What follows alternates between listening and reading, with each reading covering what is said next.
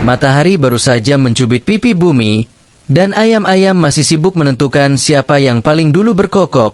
Raja Harun Ar-Rasyid terbangun dengan gelisah. Bukan karena mimpi buruk, bukan pula karena tidur di ranjang berduri. Ia hanya jenuh.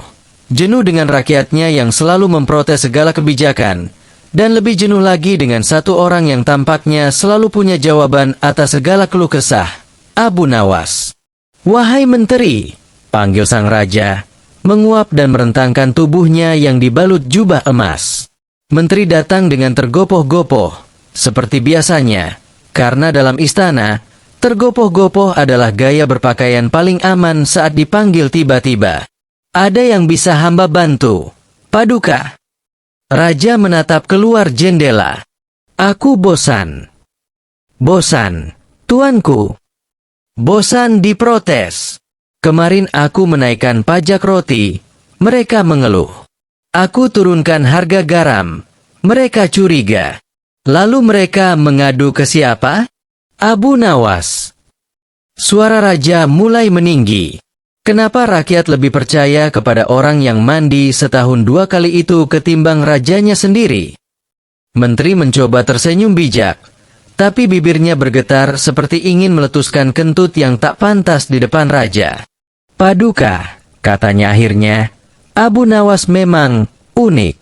Kata-katanya membingungkan, logikanya mencengangkan, dan kadang ia membuat semua orang tertawa sekaligus berpikir. Itulah masalahnya. Raja berdiri. Ia membuat semua orang tertawa. "Padaku."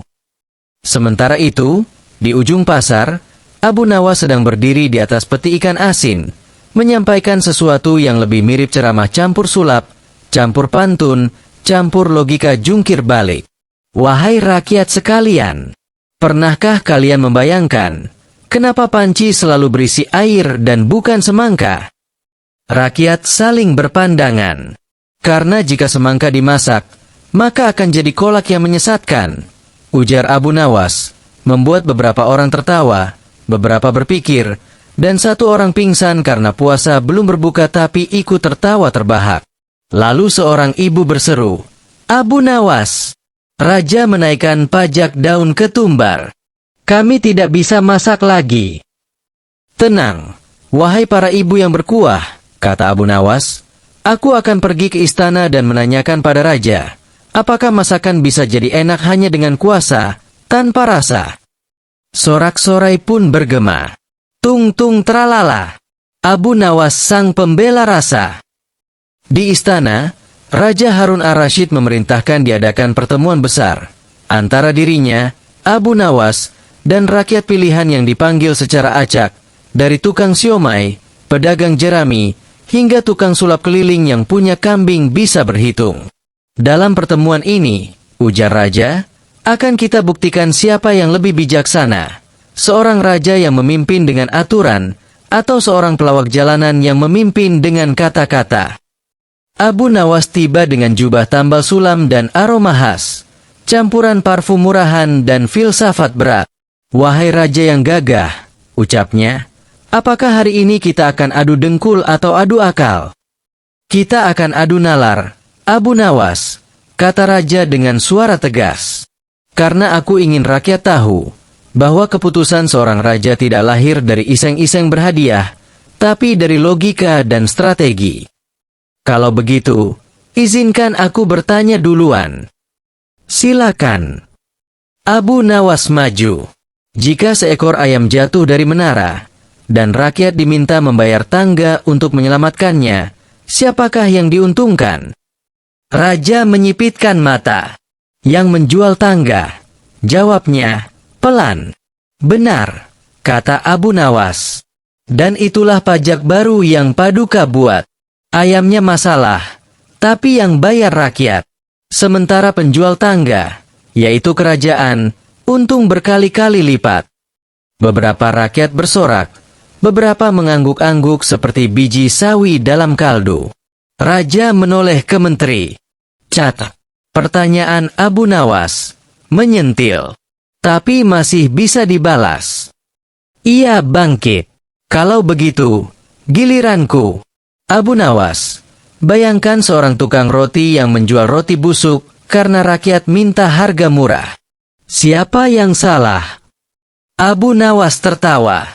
Yang salah, tentu pembelinya, karena membeli dengan buta. Lalu apakah salah jika aku naikkan pajak untuk menjamin kualitas roti? Abu Nawas tersenyum licik. Tentu tidak.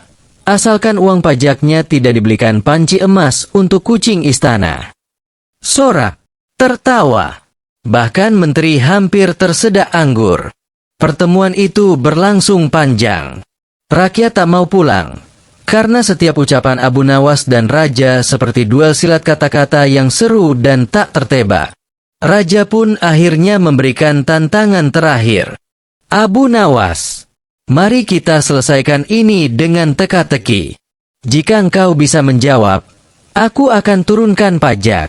Tapi jika tidak, engkau harus tinggal di istana dan menjadi penasihat resmiku, bukan bebas keluyuran di pasar bikin rakyat bingung. Abu Nawas menyeringai. Siap. Berikan teka-teki itu, wahai raja yang tak pernah salah, menurut dirimu sendiri. Baik, kata raja.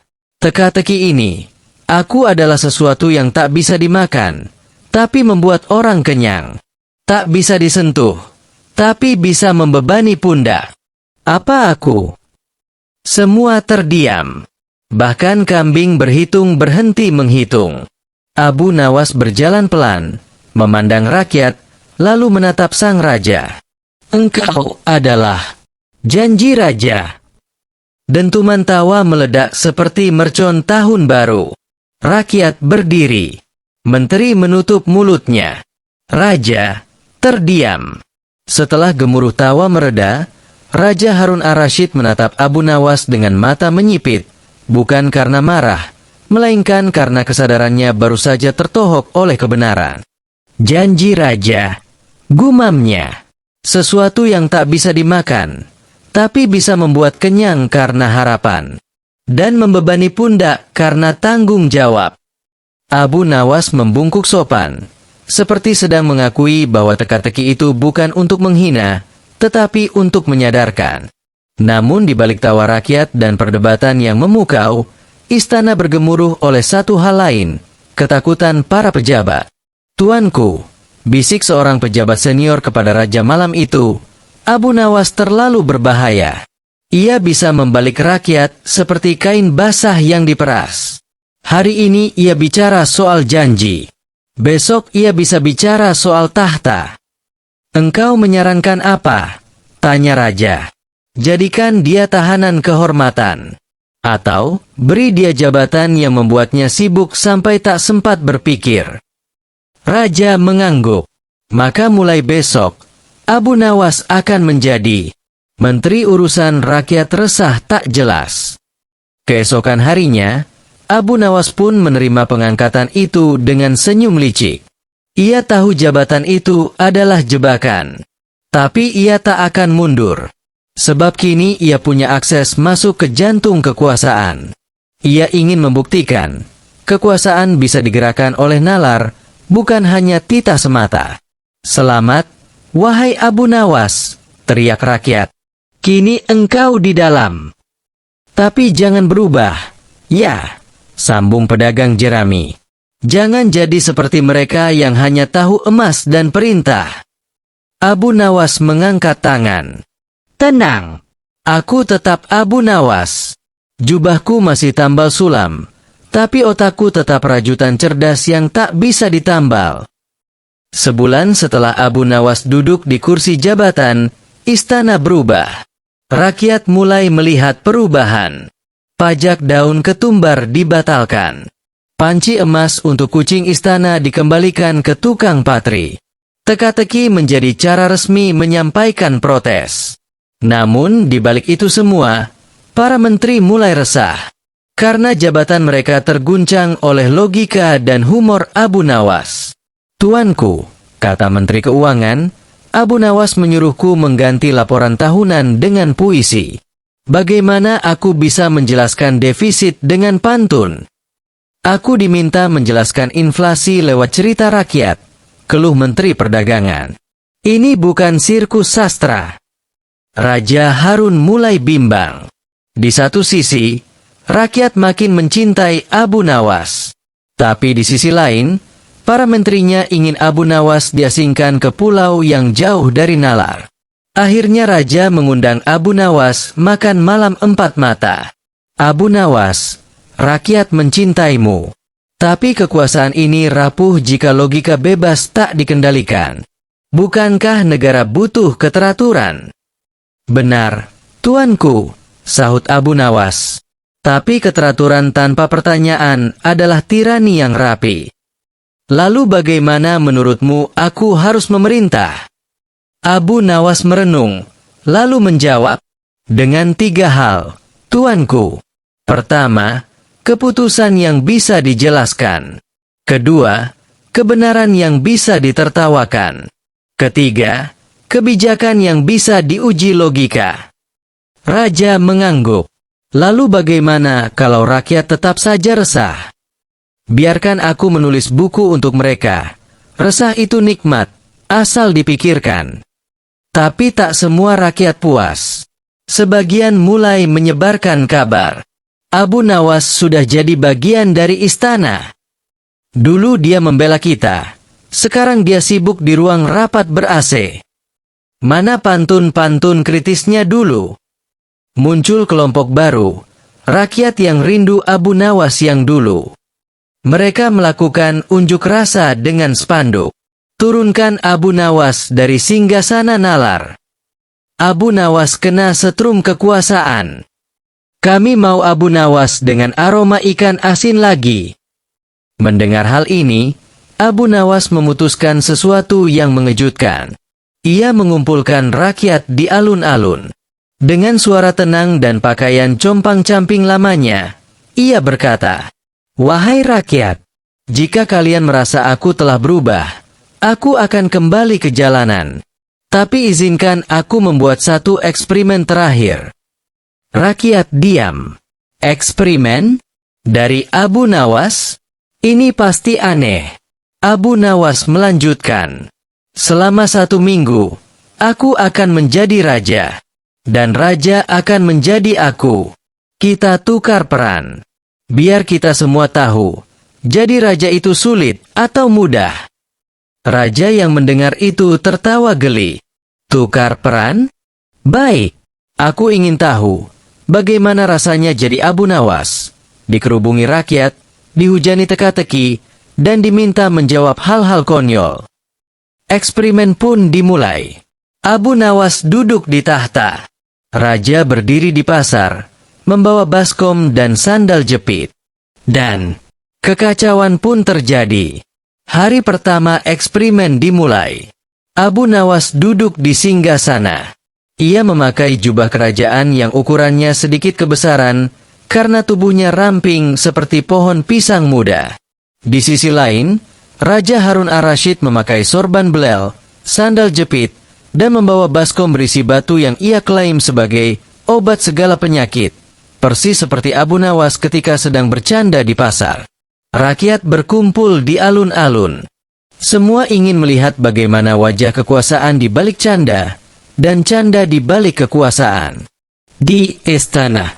Hari pertama, Abu Nawas langsung mengubah kebiasaan sidang istana. Mulai hari ini, laporan keuangan akan dibacakan dalam bentuk pantun. Kalau bisa bikin rakyat ketawa dan paham, barulah anggaran disetujui. Menteri Keuangan pucat pasi. Ia mencoba. Pajak naik karena banyak utang. Rakyat pusing. Dompet pun hilang. Tapi tenang, istana tak belang. Karena semua habis untuk kursi goyang. Ditolak, teriak Abu Nawas. Kenapa, tuanku? Karena lucunya menyakitkan dan logikanya menyedihkan. Menteri Energi mencoba ikut-ikutan.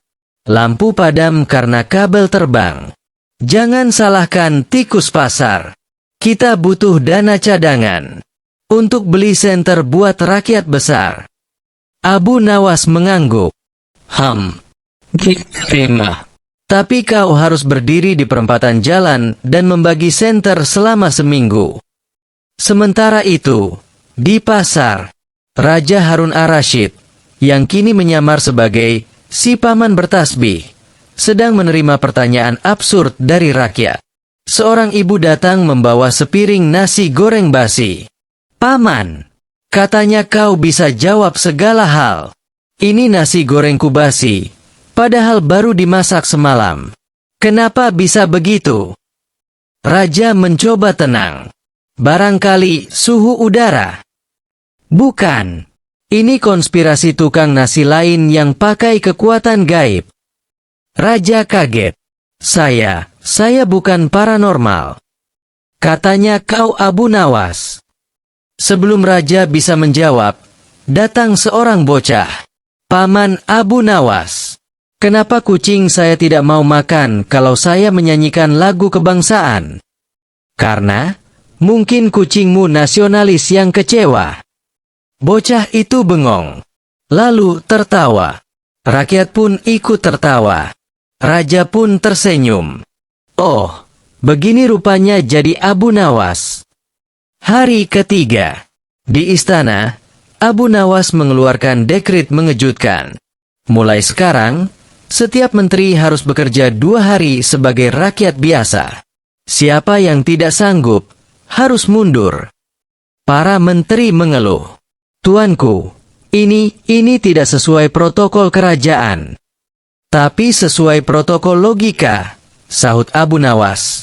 "Bagaimana kalian bisa buat aturan kalau tak pernah tahu rasanya jadi yang diatur?" Menteri Perdagangan disuruh jadi tukang tahu. Menteri Kesehatan disuruh jual jamu gendong. Menteri Pertahanan harus jadi satpam pasar malam. Di sisi lain, Raja Harun yang menyamar mulai menikmati peran barunya.